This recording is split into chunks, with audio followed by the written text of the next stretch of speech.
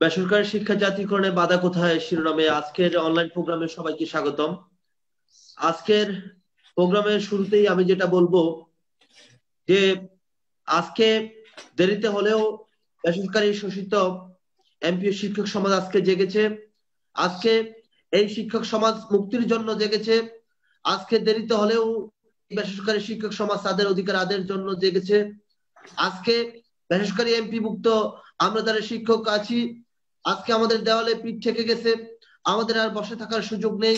দাবি আদায়ে শোষিত এমপি ও শিক্ষক সমাজের আজ মুজিব বর্ষে আন্দোলনের কোনো বিকল্প নেই। আজকের এই মহতি প্রোগ্রামে আমি মোহাম্মদ রাকিব হোসেন লক্ষ্মীপুর থেকে, আমার উপজেলা হচ্ছে রায়পুর এবং আমি সহসভাপতি বাংলাদেশ এমপি অনলাইন পরিষদ। তো প্রথমেই সবাইকে আমি সালাম জানাচ্ছি, আসসালামু আলাইকুম রহমতুল্লাহি ওয়া বারাকাতুহু। এবং শুরুতেই ধন্যবাদ জানাচ্ছি আজকের প্রোগ্রামের অ্যাডভাইজার, আজকের প্রোগ্রামের ডিভাইজার জনাব কাজী নূর হাইউল হুসাইন স্যারকে। আমিও আমার সংগঠন বাংলাদেশ এমপি অনলাইন পরিষদের পক্ষ থেকে আগত সকল সম্মানিত মেহমানবৃন্দকে জানাচ্ছি আন্তরিক মোবারকবাদ এবং মুজিবীয় রক্তিম শুভেচ্ছা।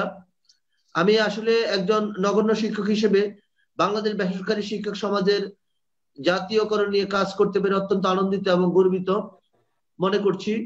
বর্তমান বেসরকারি শিক্ষক প্রতিষ্ঠানে টোটাল মোট হচ্ছে 6 লক্ষ এমপিও শিক্ষক কর্মচারী রয়েছেন এবং এই 6 লক্ষ এমপিও শিক্ষক কর্মচারীর দাবি শুধু জাতীয়করণ নয়, বর্তমানে এই যে এমপিও শিক্ষা প্রতিষ্ঠান জাতীয়করণ পুরো 16 কোটি বাঙালির দাবি। এবং এমপিও শিক্ষা প্রতিষ্ঠান জাতীয়করণ হাজার বছরের শ্রেষ্ঠ বাঙালির জাতির জনক বঙ্গবন্ধু শেখ মুজিবুর রহমানের আত্মার শান্তির দাবি এবং এই দাবি জননেত্রী শেখ হাসিনার সকল উন্নয়ন কর্মকাণ্ডের সত্যায়িতকরণের দাবি। তো আসলে এই দাবি আদায়ের জন্য প্রথমেই সকল সংগঠনকে ঐক্যবদ্ধ হতে হবে, যেটা ইতিপূর্বে অনেক শিক্ষক বলে গিয়েছেন। সকল শিক্ষক নেতাদের একই প্ল্যাটফর্মে এসে রাজপথে তাদের যে যৌক্তিক দাবি সেটা উপস্থাপন করতে হবে। এবং আমি ব্যক্তিগতভাবে যেহেতু আমি বর্তমান শিক্ষা বিষয় নিয়ে বিভিন্ন বিষয় নিয়ে কাজ করি, এনটিআরসি এর শিক্ষক নিয়োগ থেকে জাতীয়করণ প্রায় বিষয় নিয়ে কাজ করি, এবং আমি আমার এই ছোট্ট অভিজ্ঞতা থেকে যেটা বলতেছি যে বর্তমানে এমপিও শিক্ষা জাতীয়করণের জন্য তরুণ সমাজ যেভাবে জেগেছে, এবং শুধু তরুণ সমাজ নয়, প্রত্যেক এমপিও শিক্ষা প্রতিষ্ঠানের একদম রুট লেভেল থেকে একদম সেই মহানগর পর্যন্ত প্রত্যেক যেই এমপিও শিক্ষক কর্মচারী রয়েছে তারা যেভাবে জেগেছে, এটা হচ্ছে জাতীয়করণের একটা পজিটিভ দিক। এবং রাজপথে লড়াইয়ের জন্য, আজকে নিজেদের অধিকার প্রতিষ্ঠা করার জন্য, আজকের এই শোষণ থেকে মুক্তির জন্য কাজ করে যাচ্ছেন। আজকে কাজ করে যাচ্ছেন জন্না ম্যাডামের মতো ম্যাডামরা, আজকে জাতীয়করণের জন্য অগ্রসৈনিক হিসেবে কাজ করছেন। আব্দুল রশিদ স্যারেরা আজকে জাতীয়করণের আইকন। আবুল বাশার হাওলাদার স্যার আজকে কাজ করে যাচ্ছেন। আজকে কাজ করে যাচ্ছেন আজকে মুদাসসির আলমগীর স্যার, শ্রদ্ধা S M Paris sir, Gazi Mamun Al Zakir sir, Afroza madam. বাংলাদেশের যে অবিশ্বাস্য যে এমপিও শিক্ষা ব্যবস্থা, যেটাকে আমি যেটাকে বলবো যে ইনক্রেডিবল এমপি এডুকেশন সিস্টেম, এটা নিয়ে আজকে কথা বলতেছেন।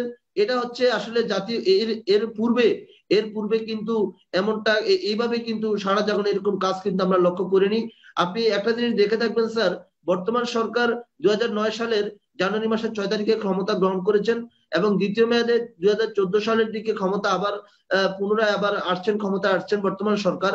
আমরা এই বর্তমান সরকারের যেই 1 বছর ক্ষমতাকালীন সময়, এই ক্ষমতাকালীন সময় কিন্তু বেসরকারি এমপিভুক্ত শিক্ষক সমাজদের অত্যন্ত জোরালো কোনো আসলে এই যে আমি কি বলবো অত্যন্ত জোরালো কোনো মানে আন্দোলন কিন্তু ওইভাবে যেটা আমাদের দাবি আদায়ের জন্য যথেষ্ট নয়, অথবা আমরা আন্দোলন করেছি যেটা আমাদের ফজরের তুলনায় যথেষ্ট নয়, ওইভাবে কিন্তু আমরা করতে পারিনি। তো আসলে আমরা যে সংগঠনের কথা বলছেন স্যার, সঙ্গত কারণে জাতীয়করণের এই দেরি বা শিক্ষকের অধিকার আদায়ের জন্য যে দেরির কারণে আসলে নতুন নতুন সংগঠন হওয়া। তো আমি কথা একটু সংক্ষেপে দু একটি কথা বলতেছি। আসলে আমরা যারা তরুণ সমাজ, বর্তমানে যেই তরুণ শিক্ষক সমাজ যে বাংলাদেশ অনলাইন এমপিও একটা পরিষদ গঠন করেছি, আসলে অনেকেই বলেন যে আমরা অনলাইনে কাজ করি, আমাদের অনলাইনে কাজ করলে কোনো লাভ হবে না, আমরা রাজপথে লড়তে হবে, রাজপথে বলতে হবে, রাজপথে কাজ করতে হবে। তো আমি আসলে একটা জিনিস বলতে চাই, আপনি দেখেন স্যার, এই যে বর্তমানে যে প্রোগ্রামটা হচ্ছে স্যার, এই প্রোগ্রামটা কিন্তু অনলাইনে হচ্ছে এবং বাংলাদেশের এই যে রাজপথে আন্দোলন করার যে প্ল্যাটফর্মের মূল চাবিকাঠি সেটা হচ্ছে কিন্তু অনলাইনে কথা বলা।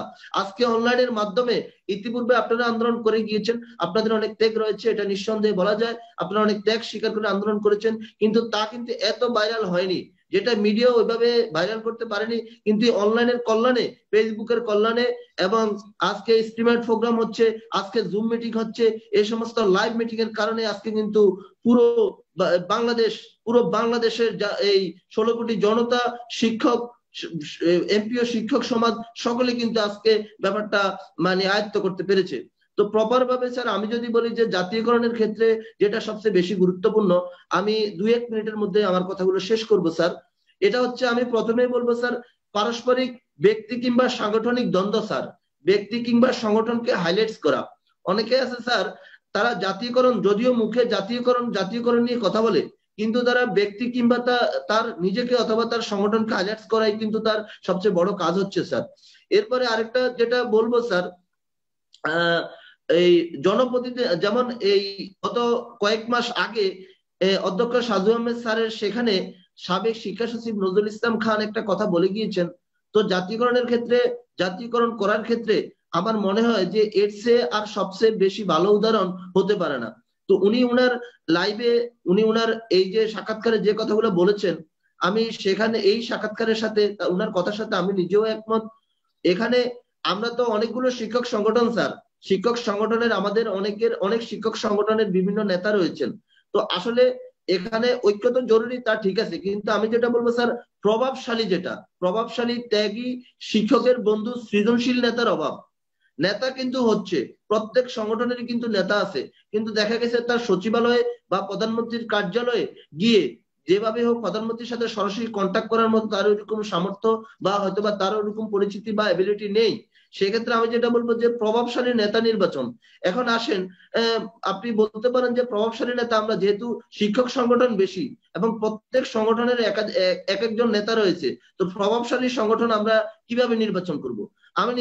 আমি এর উদ্দেশ্যে আমি বলতে চাই যে আমরা যত শিক্ষক সংগঠন আছি, সকল শিক্ষক সংগঠন, যেমন আপনি যে প্রোগ্রাম করেছেন যে অনেকগুলো সংগঠনের লোককে একসাথে দাওয়াত করেছেন, আমরা সকল শিক্ষক সংগঠন ঐক্যবদ্ধ হয়ে প্রারম্ভিকভাবে আমরা সকল শিক্ষক সংগঠন থেকে ঐক্য এই ঐক্য হয়ে আমরা টোটাল একজন নেতা আমাদের মানতে হবে। একাধিক নেতা, একাধিক বিক্ষিপ্ত ভাবে নেতা থাকলে কিন্তু জাতীয়করণ কখনো বাস্তবায়ন হবে না। একজন স্যার অলরেডি বলেছেন যে বেশি শিক্ষিত কিংবা ওই যে মাওলানা বা হুজুর বেশি থাকলে কিন্তু সেখানে বেশি সমস্যা হয়, যেখানে যে মূর্খ বা নিরক্ষর থাকলে অত সমস্যা হওয়ার কথা নয়। এরপরে আরেকটা ব্যাপার হচ্ছে স্যার, অর্থ মন্ত্রণালয়ের ব্যাপার আছে। যেমন আমাদের এই জাতীয়করণ ক্ষেত্রে কি পরিমাণ অর্থের প্রয়োজন হতে পারে, আদৌ অর্থ প্রয়োজন আছে কিনা, বা কতটুকু সরকারের উপকার আসবে, বা কতটুকু অর্থ পেলে আমাদের জাতীয়করণটা সম্ভব হবে, এজন্য অর্থ মন্ত্রণালয়ের দ্বারস্থ হতে হলেও আমাদের এই ব্যাপারে কাজ করতে হবে। এরপরে আরেকটা ব্যাপার হচ্ছে স্যার, সচিবদের সহযোগিতা, আমলাদের সহযোগিতা। বর্তমান আমলারা কিন্তু তারা তাদের এই নিজের গতিতে চলে। আমি যেমন কয়েকটি লাইভে বলেছি যে আমরা বেসরকারি শিক্ষকরা বা আমরা শিক্ষকরা সচিব নই, আমরা মন্ত্রী নই, আমরা শিক্ষামন্ত্রী নই, আমরা প্রধানমন্ত্রী নই, আমরা রাষ্ট্রপতি নই, কিন্তু আমরা এই ধরনের পদগুলো, এই ধরনের লোকগুলো আমরা তৈরি করি। এবং এই প্রধানমন্ত্রী বোঝানোর ক্ষেত্রে, প্রধানমন্ত্রী যে গত সংসদে এই মাননীয় শিক্ষামন্ত্রী কথা বলেছেন, প্রধানমন্ত্রীও বলেছেন, এখন প্রধানমন্ত্রী একটা কথা সেক্ষেত্রে বলেছেন যে যততত্র প্রতিষ্ঠান গড়ে উঠেছে, এমনও প্রতিষ্ঠান রয়েছে যেখানে শিক্ষার্থী থেকে শিক্ষকের সংখ্যা অনেক বেশি। এখন প্রধানমন্ত্রী এটা বলেছেন, তার মানে প্রধানমন্ত্রীর বলার উদ্দেশ্যটা হচ্ছে যে রুট লেভেলে অনেক প্রতিষ্ঠান গড়ে উঠেছে যেখানে শিক্ষার্থী থেকে শিক্ষকের সংখ্যা অনেক বেশি। এখন আমরা যদি এটা প্রধানমন্ত্রী বলতে চাই যে এই যে পরিস্থিতি, এই পরিস্থিতির জন্য কি আমরা এমপিও শিক্ষকরা কি দায়ী কিনা? তৎকালীন যারা এই ধরনের অনুমোদনের ক্ষেত্রে সার্জ ছিল, তারাই এর জন্য দায়ী, যে তারা কিভাবে একটা ছোট এরিয়া বা একটা নর্মাল এরিয়ার মধ্যে এতগুলো শিক্ষা প্রতিষ্ঠান অনুমোদন দিয়েছে, এমপিওর জন্য তারা প্রসেস করেছে, এটা আসলে তাদের ব্যাপার। এখন প্রধানমন্ত্রীকে যদি এভাবে বোঝানো যেত যে ম্যাডাম, আমরা এই ধরনের শিক্ষা প্রতিষ্ঠান যে ক্ষেত্রে রয়েছে, সকল শিক্ষা প্রতিষ্ঠানকে যদি আমরা একত্র করে, যেহেতু প্রত্যেক প্রতিষ্ঠানে কিছু কিছু প্রতিষ্ঠানের শিক্ষার্থীর সংখ্যা কম, এই শিক্ষার্থীদেরকে যদি একটা প্রতিষ্ঠান করে এবং এই শিক্ষা প্রতিষ্ঠানে যে শিক্ষকগুলো রয়েছে তাদের যদি পুনর্বাসন করে, বর্তমানে অনেক প্রতিষ্ঠান খালি রয়েছে, এরকম যদি তাদের পুনর্বাসন করা যায়, তাহলে আমার মনে হয় প্রধানমন্ত্রী তার যে বক্তব্য বা তার যে মন্তব্য পোষণ করেছেন, তার মন্তব্যের উত্তরটা প্রধানমন্ত্রী নিজেই পেয়ে যাবেন। এজন্য প্রধানমন্ত্রীকে এই ব্যাপারটা কিন্তু বুঝিয়ে নিতে হবে। কাজী নুর হাইম স্যার, আমার কথা মনে বুঝতে পেরেছেন কিনা? প্রধানমন্ত্রী যে ধন্যবাদ প্রধানমন্ত্রী যে রাকিব হোসেন স্যার। আমি এবার আফজালুর রশিদ স্যারের কাছে আসব। আহ, আহ, রাকিব হোসেন স্যার বলতেছেন যে আমাদেরকে চতুর্মুখী মানে সবাইকেই নিয়ে সব আন্দোলন করতে হবে এবং আমলাদেরও সচেতন করতে হবে, তাদেরকে বোঝাতে সক্ষম হতে হবে পর্যায়ক্রমে ধাপে ধাপে। করে দিচ্ছি আর একটা মিনিট স্যার, ওকে একটু সময় যাচ্ছে। বলেন। কথা হচ্ছে স্যার, শুধু স্যার আমাদের ঐক্য গঠন করলেই হবে না স্যার, শুধু ঐক্য গঠন করলেও আমাদের কিন্তু জাতীয়করণ হবে না।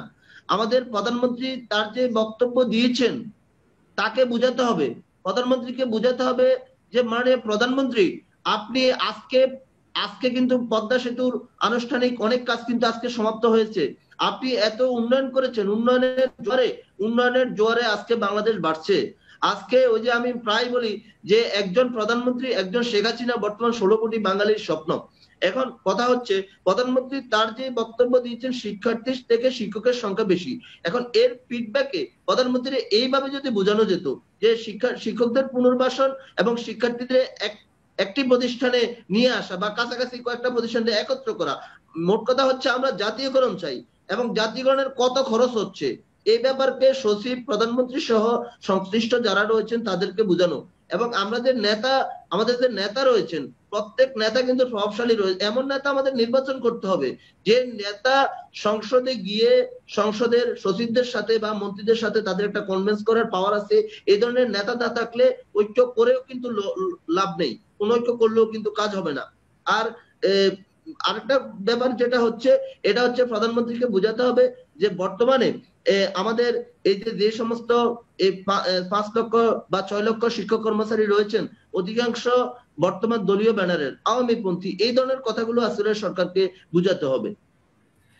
ধন্যবাদ ধন্যবাদ রাকিব স্যার, দারুণ একটা পয়েন্ট বলেছেন। আমি এই প্রসঙ্গে আফজালুর রহমান রশিদ স্যারের কাছে আসছি যে আমাদের বিভিন্ন শিক্ষক